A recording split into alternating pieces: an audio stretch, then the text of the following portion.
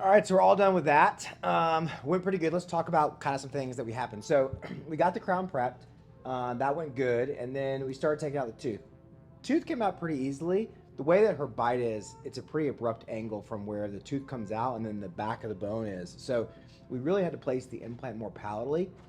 We did our osteotomies, and then when I placed the implant, looked in there, the implant had basically, instead of kind of going down the palatal side, it had essentially gone out the in between the palatal and the tissue. So it was like sitting there, no torque. So that was kind of annoying. So I took the guide off, took the implant out.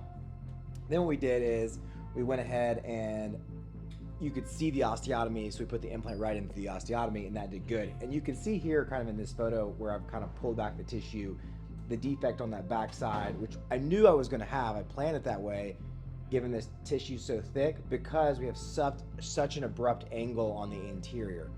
So at that point, we got stability. It was pretty good. We went ahead and grafted things up. Went ahead and put a healing abutment on there. We put a 3.5 millimeter tall healing abutment because I knew I wanted to have the tissue, the pontic to be able to kind of come down into the tissue there.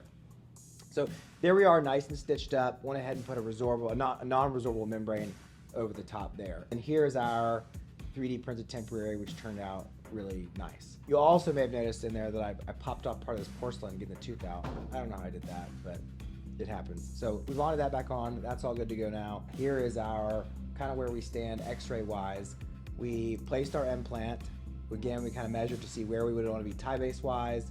We got the healing abutment in, and then we got our temp over the top of it. So should heal up really nicely and be good to go.